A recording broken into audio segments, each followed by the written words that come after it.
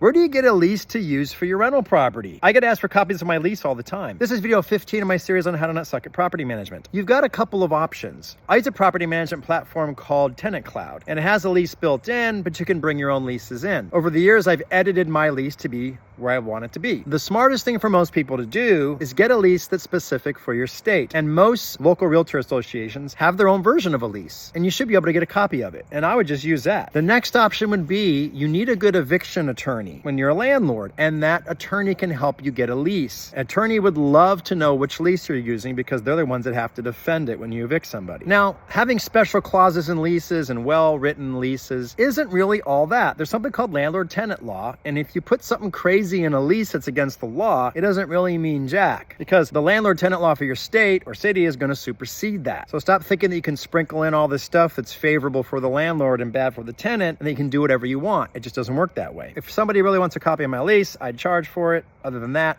give me your questions about leases.